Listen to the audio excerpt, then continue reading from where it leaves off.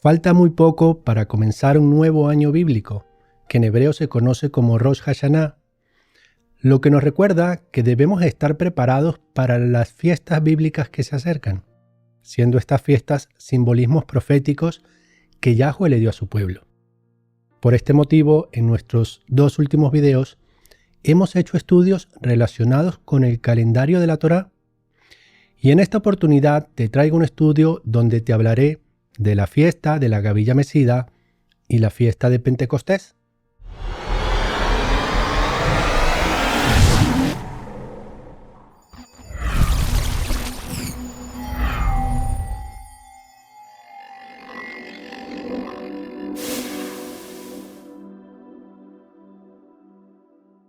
Shalom y bienvenido a Israel Nazareno.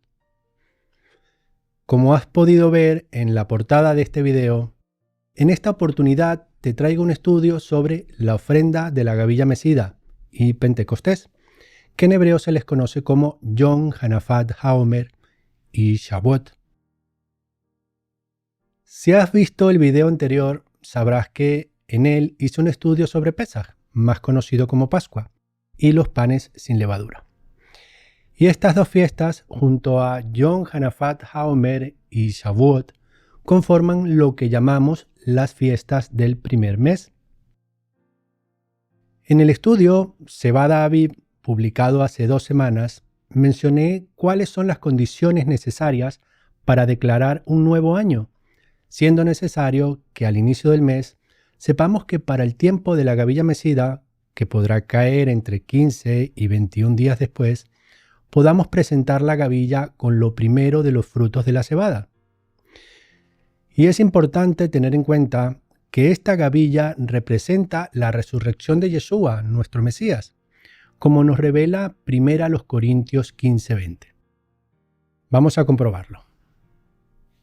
Pero ahora el Mesías ha resucitado de entre los muertos.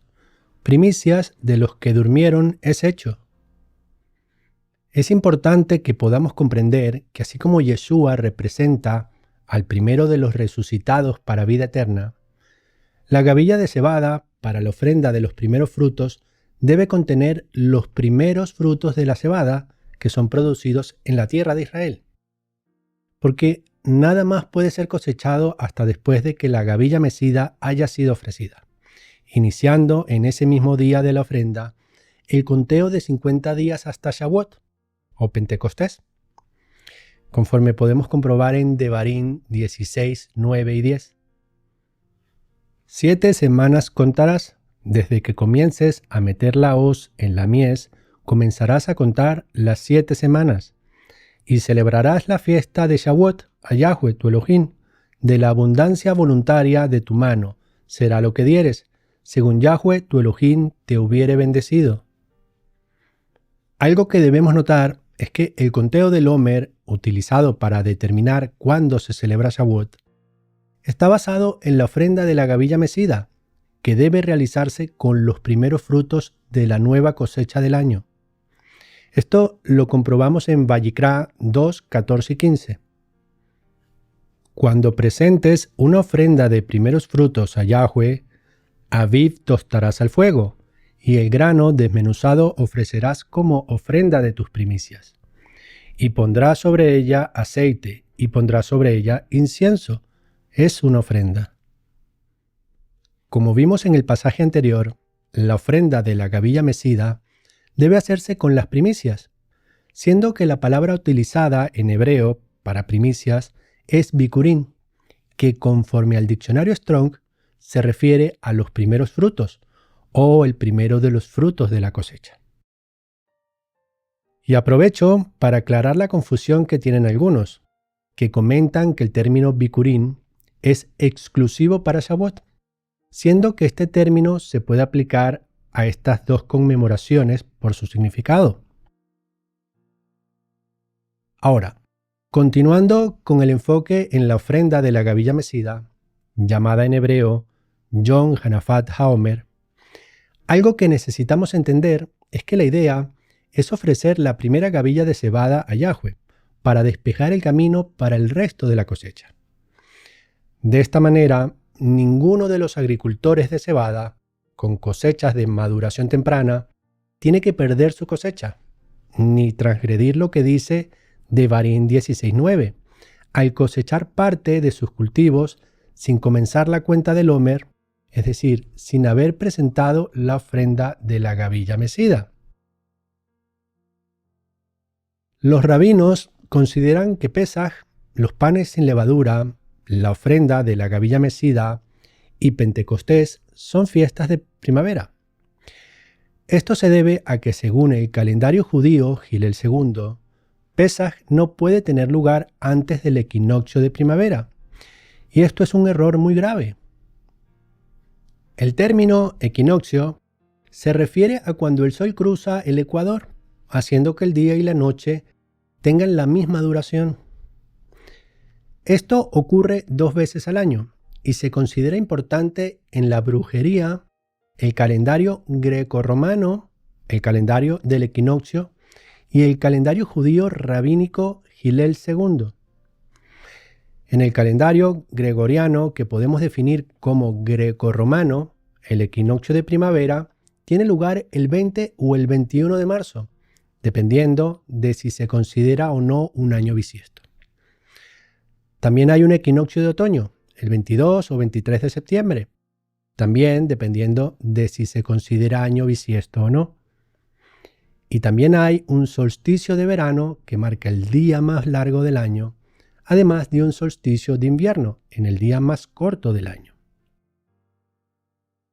El término primavera se refiere al tiempo que transcurre entre que el sol cruza el ecuador y los días y las noches tienen la misma duración, pero empiezan a ser más largos, hasta el solsticio de verano, cuando los días llegan a ser tan largos como pueden en todo el año. Este término, por tanto, depende del sol.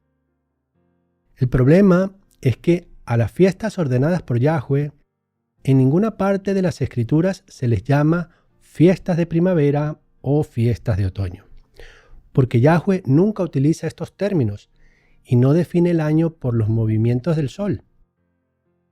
Además, debemos tener en cuenta que nos advierte sobre el uso del sol, la luna y las estrellas para adorarlos. No sea que alces tus ojos al cielo, y viendo el sol y la luna y las estrellas, y todo el ejército del cielo, seas impulsado a inclinarte ante ellos y a adorarlos, porque Yahweh, tu Elohim, los ha concedido a todos los pueblos debajo del cielo. Esto debemos tenerlo como un llamado de atención de no usarlos para establecer nuestro calendario, si no está explícitamente indicado en las Escrituras. Con esto aprovecho para recomendarte un estudio que habla sobre la adoración basada en el sol, la luna y las estrellas. Este es el estudio llamado Acerca del servicio, que forma parte del libro El calendario de la Torá. Puede sonar descabellado, pero basar nuestro calendario en los movimientos del sol podemos considerarlo como una forma de adoración. Recordemos que la adoración está estrechamente relacionada con el culto, y el culto con nuestra cultura. El calendario es fundamental en toda cultura. Así que lo que nos dice Yahweh al ordenar que no adoremos al sol tiene mucho que ver con no basar nuestra cultura con el movimiento del sol. Y básicamente, los términos fiesta de primavera y fiestas de otoño contemplan el culto al sol, porque se usan los movimientos del sol para definir la primavera y el otoño, juntamente con el verano y el invierno.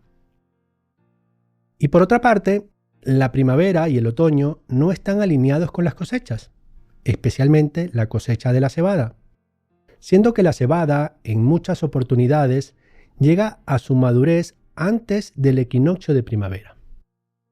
Por esto, consideramos mejor utilizar los términos fiestas del primer mes y fiestas del séptimo mes. Y aunque Shavuot no lo celebramos en el primer mes, puede ser considerado como una extensión de la ofrenda de la gavilla mecida, que tiene lugar en el primer mes. Ahora, miremos qué nos dice la Escritura sobre el día que debe ser celebrado Yom Hanafat HaOmer, o el día de la ofrenda de la gavilla. Vayikra 23, 10 y 11. Habla a los hijos de Israel y diles: cuando hayan entrado en la tierra que yo les doy y sieguen su mies, traerán al sacerdote una gavilla por primicia de los primeros frutos de vuestra siega. Y el sacerdote mecerá la gavilla delante de Yahweh, para que haya en su favor. El día siguiente al Shabbat la mecerá. Ahora, la celebración de la ofrenda de la gavilla mecida, Yom Hanafat HaOmer en hebreo, siempre tiene lugar un primer día de la semana. Y por otra parte, puede tener lugar en 2 días diferentes del mes. Por ejemplo, si la luna nueva de Rosh Hashanah, es decir, la luna nueva que marca el inicio del año, se ve el primer día de la semana, cuando termina el Shabbat, entonces Pesach se celebrará en Shabbat, el día 14, y Yom Hanafat HaOmer será el día siguiente. Esto significa que será el día 15 del primer mes, que es lo más pronto que puede tener lugar Yom Hanafat HaOmer.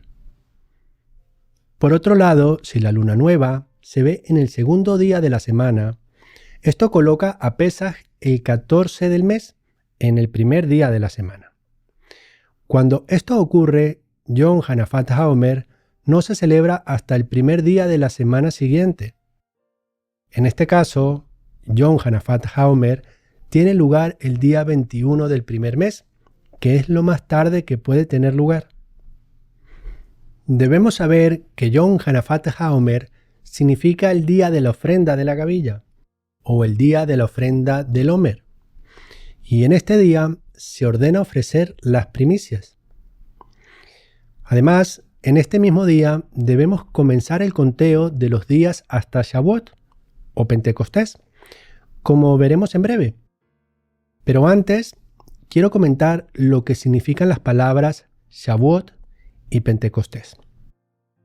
La palabra Shavuot es el plural de la palabra Shavua, la cual significa, según el diccionario Strong, algo hecho de 7, y que normalmente es usado como sinónimo de semana. Y como podemos notar, tiene una gran similitud con la palabra Shabbat, por su semejanza con relación al séptimo día. Y las dos derivan de la palabra Sheva, que significa 7. Entonces, Shavuot significa semanas, siendo esto una referencia doble, ya que se refiere a una semana de semanas.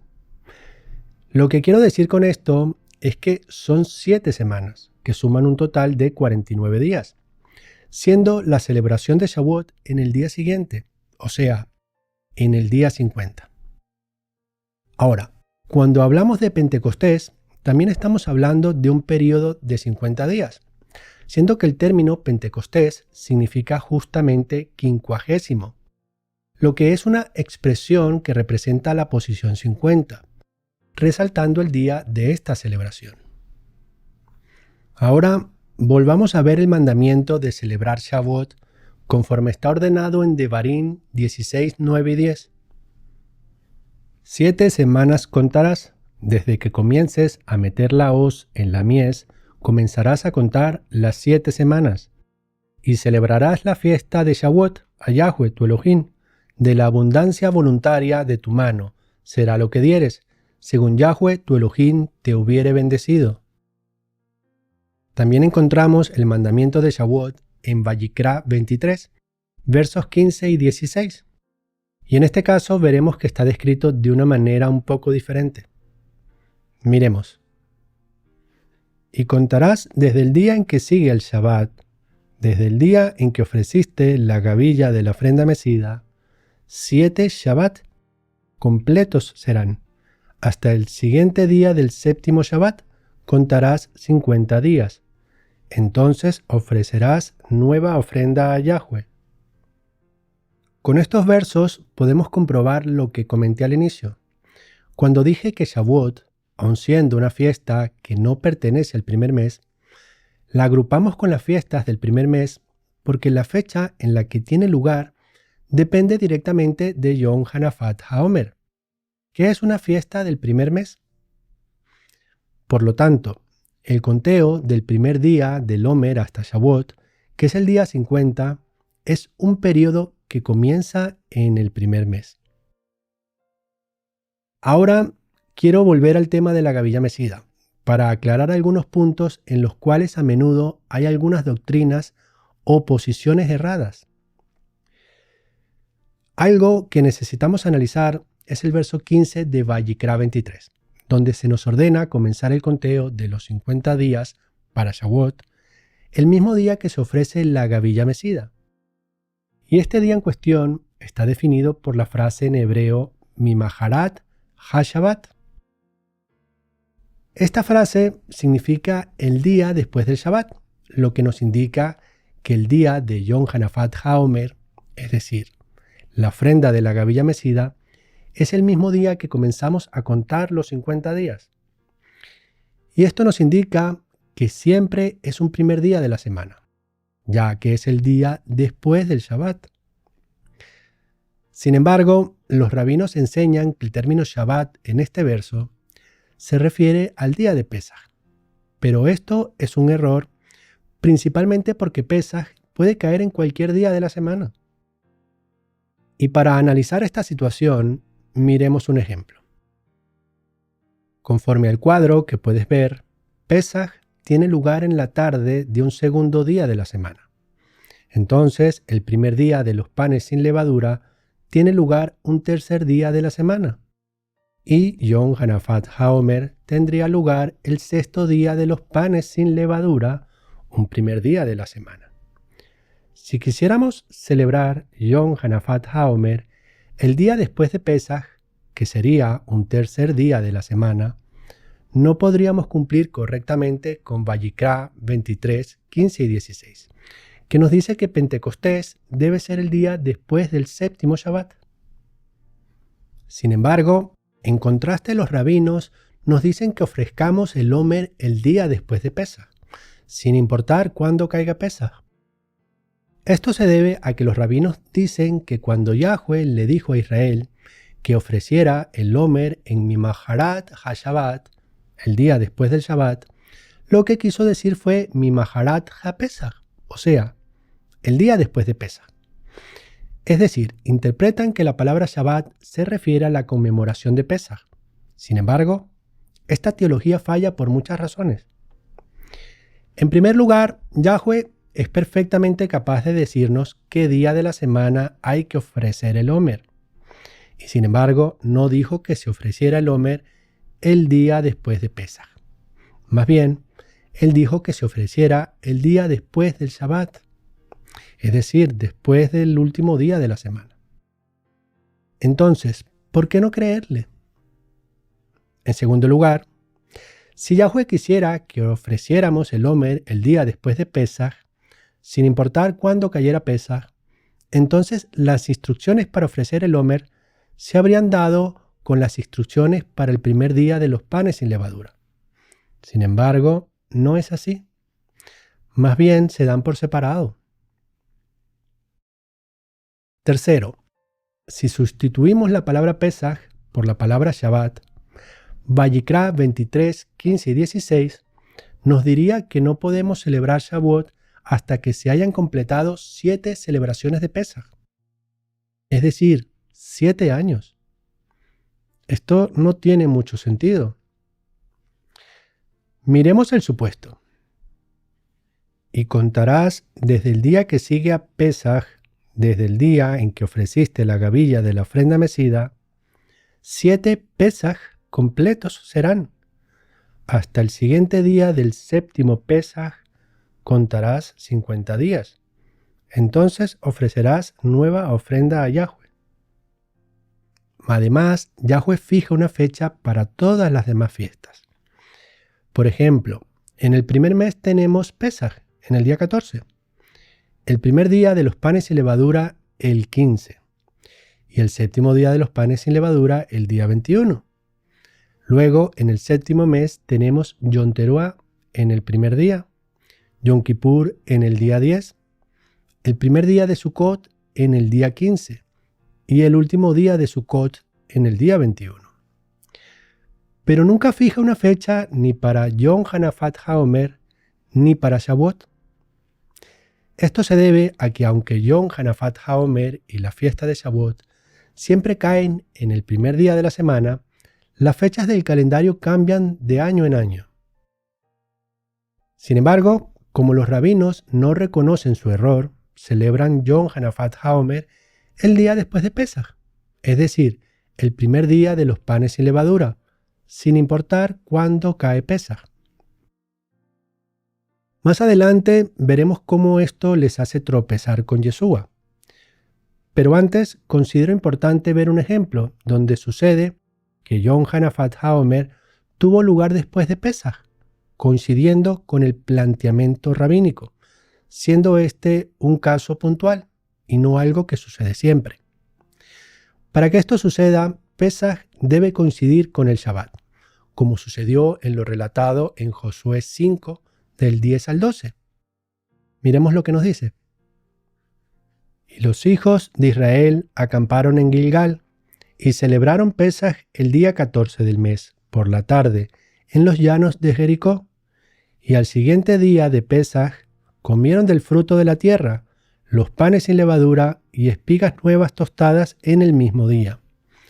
Y el maná cesó al día siguiente, de haber comido del fruto de la tierra, y los hijos de Israel no tuvieron más maná, sino que comieron de los frutos de la tierra de Canaán aquel año. Aquí el pasaje nos revela que el pueblo de Israel comió del producto de la tierra el día después de Pesaj. Y en Vayikra 23:14 nos dice que no podían comer el producto de la tierra hasta después de haber traído la ofrenda del Homer. Entonces, como podemos ver en la imagen, esto significa que ofrecieron la gavilla de los primeros frutos el primer día de la semana, que también era el primer día de los panes sin levadura. Y en consecuencia, los primeros 7 días del Homer coinciden con los 7 días de los panes sin levadura. Sin embargo, este es el único caso donde la ofrenda de la gavilla mecida tiene lugar al día siguiente a Pesaj. Ahora, tengamos en cuenta que el verso 12 nos dice que el maná dejó de caer el día después de que comieron los productos de la tierra, es decir, el día después de la gavilla mecida. Lo más probable es que Yahweh decidió seguir proporcionando maná hasta después de Yom Hanafat HaOmer y el primer día de los panes sin levadura para que tuvieran alimento suficiente hasta poder cosechar el nuevo grano. Es importante darse cuenta de esto porque nos muestra el grave error en la doctrina caraíta, en la cual enseñan que la ofrenda de la gavilla debe ser concebada completamente madura, lo cual hace que los verdaderos primeros frutos sean consumidos antes de la ofrenda o desperdiciados. Según esta doctrina caraíta, Yom Hanafat HaOmer no puede celebrarse a menos que haya suficiente cebada para alimentar a toda la nación de Israel con la nueva cosecha. Sin embargo, esta teoría no funciona. En primer lugar, aunque el grano tostado era probablemente de la nueva cosecha, nunca dice que el grano maduro que se comió en ese día fuera de la nueva cosecha. De hecho, la mayoría de los panes sin levadura se hacen normalmente con la cosecha del año anterior, porque no se puede cosechar nada nuevo hasta después de ofrecer el Homer. Sin embargo, en el escenario de Josué 5, Yom Hanafat HaOmer era también el primer día de los panes sin levadura, y se nos prohíbe hacer cualquier trabajo habitual en ese día, conforme comprobamos en Shemot 12:16. El primer día habrá convocación apartada, y asimismo en el séptimo día habrá convocación apartada. Ningún trabajo harás en ellos, excepto lo que ha de comer cada uno. Por otra parte, después de que Yahweh escogió a Jerusalén para poner allí su nombre, los hombres de Israel debían dejar sus campos y subir a Jerusalén. Así que no había manera de que recogieran la nueva cosecha para consumirla en la semana de panes y levadura, y obedecer al mismo tiempo al mandamiento de presentar la gavilla antes de cosechar.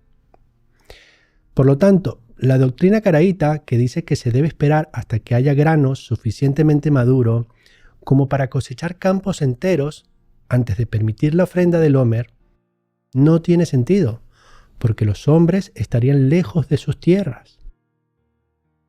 Ahora, recordemos el ejemplo anterior, donde es la única situación donde la doctrina rabínica coincide.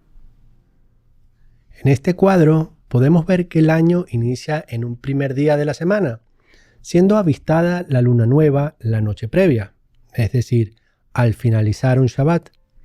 Y al mismo tiempo, la cebada debe tener las condiciones para presentar la gavilla en el tiempo correcto de este mes. En este caso, coinciden la ofrenda de la gavilla mecida, el cual es el primer día del conteo del Homer y el primer día de los panes sin levadura. Este ejemplo simboliza lo sucedido en lo descrito en Josué 5:11, que nos dice que comieron frutos de la tierra el día después de Pesaj, donde Pesaj tuvo que coincidir con un Shabbat. Ahora, necesitamos ver que cuando Pesaj cae el primer día de la semana, nadie puede comer de la nueva cosecha hasta después de la ofrenda de la gavilla, porque los granos nuevos no pueden ser cosechados hasta después de la presentación del Homer. Y como ese día es también el séptimo día de los panes sin levadura, no se puede hacer ningún trabajo regular, como cosechar. Una de las razones por las que Yahweh prohíbe que se trabaje el primero y el séptimo día de los panes sin levadura puede ser porque no quiere que pasemos el día cosechando y luego cocinando pan sin levadura. En vez de eso, Él quiere que pasemos el día reunidos, en adoración y en oración, con Él y con su pueblo. Eso hace que los campos cosechables sean irrelevantes. También podemos considerar que antes de los automóviles, los israelitas podían tardar hasta una semana en ir a pie a Jerusalén y otra semana en volver. Incluso, si quisieran volver a casa para cosechar su cebada después que se ofreciera el Homer, en la tarde de Yom Hanafat HaOmer, sería físicamente imposible para la mayoría de Israel. Además, no vemos a los israelitas haciendo malabares con ese tipo de cosas en el libro de Ruth. Todas estas cosas nos sirven para entender que la doctrina caraíta de los campos cosechables no es viable y tampoco lógica. Por lo tanto, debemos descartarla. Bien, ahora volviendo a Shavuot, o fiestas de las semanas, que sería una traducción adecuada en español. Recordemos que debe ser conmemorada al final de 7 semanas. Podríamos ver esto como un juego de palabras, en la cual podemos decir que Shavuot es justo después de una semana de semanas. Y como vimos anteriormente, el mandamiento de esta fiesta lo tenemos tanto en Vayikra 23, 15 y 16, como en Devarim 16, 9 y 10. El cual vamos a leer nuevamente para tener más fresco en nuestras mentes lo que se ordena aquí. Miremos. 7 semanas contarás, desde que comiences a meter la hoz en la mies, comenzarás a contar las 7 semanas, y celebrarás la fiesta de Shavuot a Yahweh tu Elohim, de la abundancia voluntaria de tu mano, será lo que dieres, según Yahweh tu Elohim te hubiere bendecido. En Israel, la avena, la cebada y el trigo negro silvestre salen de la tierra al mismo tiempo, pero se desarrollan a ritmos diferentes.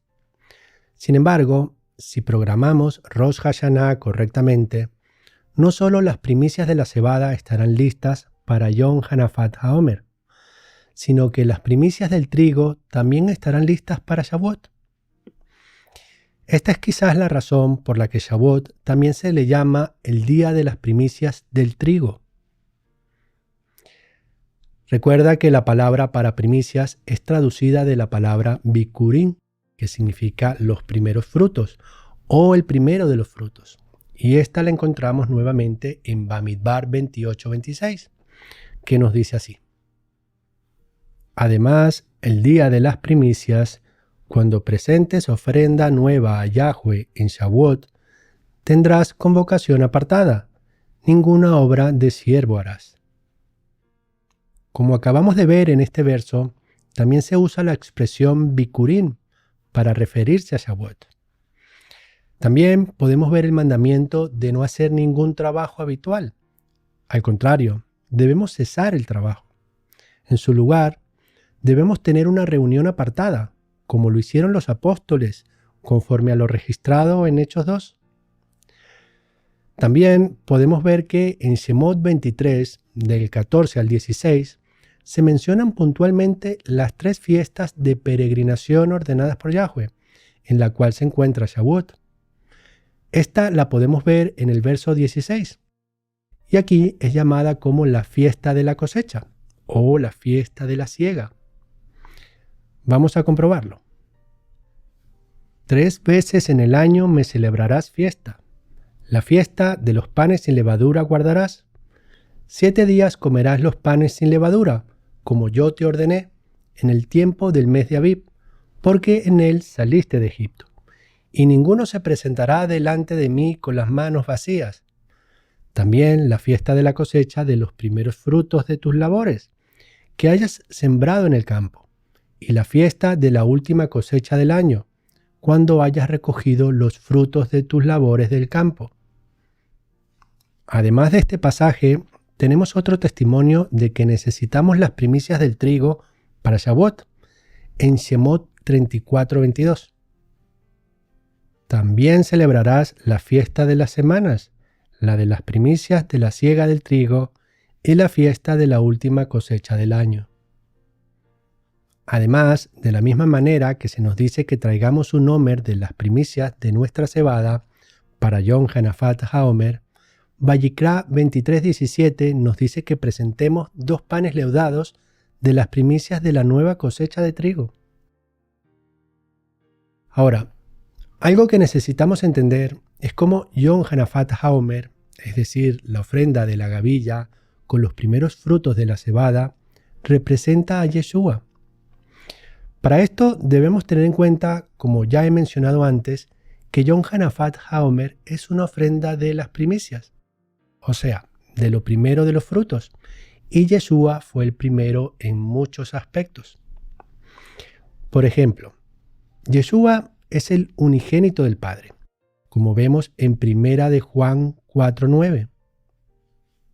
En esto se mostró el amor de Elohim para con nosotros, en que Elohim envió a su Hijo unigénito al mundo, para que vivamos por él.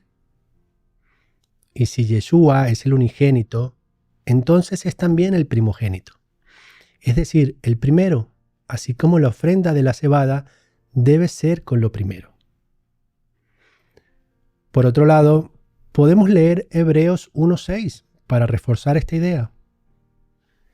Y otra vez, cuando introduce al primogénito en el mundo, dice: adórenle todos los ángeles de Elohim. Yeshua también fue el primogénito de Miriam. Entonces José, despertando del sueño, hizo como el mensajero de Yahweh le mandó, y tomó a su mujer, y no la conoció hasta que dio a luz a su hijo primogénito, y llamó su nombre Yeshua. Yeshua fue también el primero en ser resucitado de entre los muertos. Apocalipsis 1:5. Y de Yeshua, el testigo fiel, el primogénito de entre los muertos y el gobernante sobre los reyes de la tierra. Y como primogénito de los muertos, Yeshua es también el primogénito de muchos hermanos. Romanos 8:29. Porque a los que antes conoció, también los predestinó para que fuesen hechos conformes a la imagen de su Hijo, para que Él sea el primogénito entre muchos hermanos. La Escritura también nos dice que Yeshua representa las primicias de aquellos que serán resucitados para vida eterna. 1 Corintios 15:20. Mas ahora el Mesías ha resucitado de los muertos, primicias de los que durmieron es hecho, porque por cuanto la muerte entró por un hombre, también por un hombre la resurrección de los muertos. Porque así como en Adán todos mueren, también en el Mesías todos serán vivificados. Pero cada uno en su debido orden, el Mesías las primicias, luego los que son del Mesías en su venida. Ciertamente, Yeshua fue la primicia, o primeros frutos, de todas estas cosas en el calendario de Yahweh.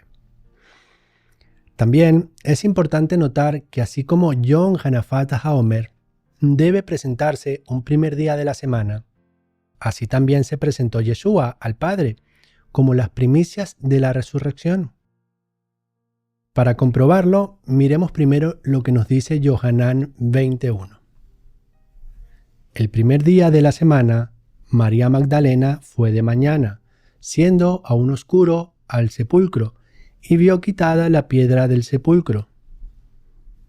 Después, el mismo día, en el verso 16, Magdalena vio al Mesías. Y el verso 17 nos dice que Yeshua le dijo: no te aferres a mí, porque todavía no he subido a mi Padre. Pero ve a mis hermanos y diles: subo a mi Padre y a vuestro Padre, y a mi Elohim y a vuestro Elohim. La historia encaja tan perfectamente que podríamos seguir adelante sin más comentarios, excepto que Josefo, Filón y el Talmud nos informan que durante el primer siglo los rabinos no siguieron el método del calendario de la Torá, ni para el recuento del Homer ni para Pentecostés. Más bien utilizaban el mismo método que usan en la actualidad. Sin embargo, esto hace que el Homer se ofrezca el día después de Pesaj, lo que habría puesto la ofrenda de la gavilla y Pentecostés en el quinto día de la semana de aquel año, lo que va en contra de Vayikra 23, 15 y 16. Esta es probablemente una de las razones por la que los rabinos no reconocieron el cumplimiento profético de Yeshua, porque tenían el modelo de calendario equivocado, y por lo tanto no podían ver cómo Yeshua cumplía con la ofrenda del Homer. Y para las personas que se pregunten qué diferencia hace realmente la forma en cómo llevamos el calendario, con este ejemplo pueden notar cómo la resurrección y la ascensión de Yeshua no equivalen a nada profético en el calendario rabínico. Ahora, volviendo a Shavuot o Pentecostés, necesitamos ver los paralelismos entre la entrega de la Torá en el monte Sinaí y el bautismo del Ruach HaKodesh, traducido en español como Espíritu Santo o Espíritu apartado. Según la tradición, 50 días después de que Israel cruzara el Mar Rojo, Yahweh le entregó la Torá. Esto coincide con los 50 días entre la ofrenda de la gavilla y Shavuot. Paralelamente, 50 días después de la resurrección de Yeshua, Yahweh derramó el don del Ruach HaKodesh. Por otro lado, en el Pentecostés del Sinaí, Yahweh entregó a Israel los mandamientos escritos en 2 tablas de piedra. Y en Shavuot, en el libro de los Hechos, en el capítulo 2, Yahweh escribió los mandamientos en las mentes y los corazones de los discípulos del Mesías, como estaba profetizado en Jeremías 31:33. Pero este es el pacto que haré con la casa de Israel después de aquellos días, dice Yahweh. Pondré mi Torá en sus mentes y la escribiré en sus corazones, y seré su Elohim, y ellos me serán por pueblo. Cuando los 10 mandamientos fueron entregados en el monte Sinaí, los hijos de Leví ejecutaron a 3,000 hombres, conforme nos revela Shemot 32:28. Y cuando el Ruach HaKodesh fue derramado en Hechos 2, el verso 41 nos revela que unos 3,000 hombres fueron sumergidos. Con todo esto, podemos percibir que las fiestas ordenadas en la Torá son mucho más que un tiempo para compartir con otros hermanos. Las fiestas son un tiempo para honrar a nuestro Elohim. También nos permiten recibir la identidad como israelitas en la medida que la celebramos. Y nos permiten estar en el tiempo correcto cuando Yahweh haga cumplir sus profecías. Por eso, debemos estar atentos a las fechas de las fiestas y sus significados, porque ellas representan profecías que nuestro Mesías ha cumplido y cumplirá. Y Yeshua quiere que estemos atentos a sus tiempos, trabajando juntos hasta su regreso. Shalom.